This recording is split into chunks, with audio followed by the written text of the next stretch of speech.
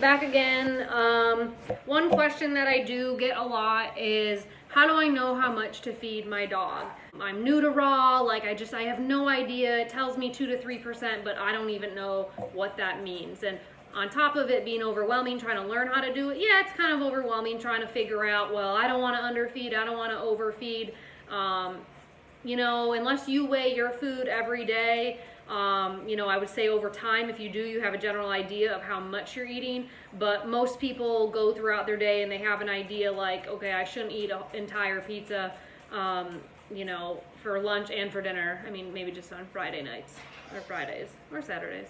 Relatively speaking, you're going to do 2 to 3% of your dog's body weight. So what does that mean? So basically, I have a 50-pound dog. If you get your little iPhone calculator out, or go on Google, because Google knows everything, you're just going to put in what's 2% of 50, and it's going to tell you 1. So 2% of 50 pounds would be 1 pound. Now the range is 2 to 3%, so then you can ask Google, what's 3% of 50 pounds, and Google's going to tell you 1.5. So now you know your range is between 1 and 1.5 pounds per day of raw food. So now you take that range, and it's easier, in my opinion, to convert everything to ounces. That way you can split it up by 2 meals. And I mean, nobody, like everybody that feeds raw pretty much just does it in ounces. That would be normal.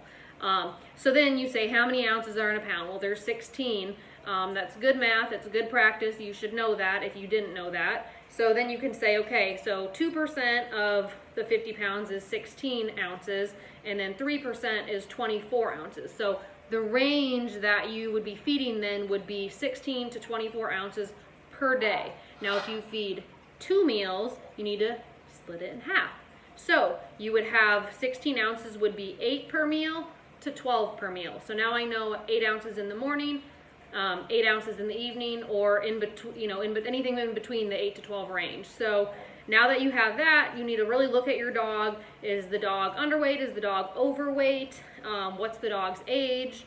The activity level, if the dog is intact or not, so whether or not the dog is spayed or neutered. I mean, you know by looking at your dog, like, oh, my dog is, you know, skinny or lean, you know, whatever you want to call it. Then you should really determine, like, obviously if your dog is 100 pounds and it should be 85 pounds, it has a little bit of weight to lose. So I would recommend going off the ideal weight. So what is your dog's ideal weight? If your dog's ideal weight is 85 pounds, we want to figure out 2 to 3% of the ideal weight so your dog can drop. But if you're going from kibble to raw anyway, your dog's probably going to lose anyway, so you might want to go a little bit higher just so you can gradually back off the food, so you're not going from, you know, 4 cups of kibble a day to, you know, cutting that way down with something way healthier. That's like, you know, eating, you know, like a super meal or whatever they call it at McDonald's, and you get that every single day, and you get 4 of those, and then all of a sudden the next day you get like 1 salad. That's just like, that's cruel. So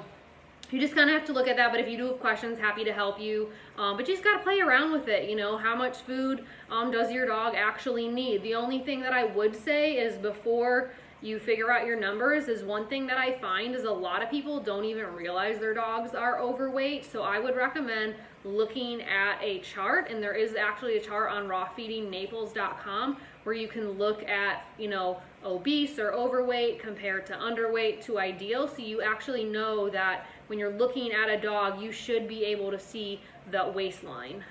If they're starting to look like a sausage, I would recommend, you know, wanting to start to cut back. So I hope this was helpful. I will go into feeding raw meaty bone, since people seem to be uncomfortable or confused about feeding bone, and then also exactly what to order or what to feed with the variety. I guess it's just, you know, you gotta drill it in your head, like what you can actually feed the dog, even though it's obvious: chicken, beef, pork, turkey, you know, and so on. But I will give some ideas for that as well.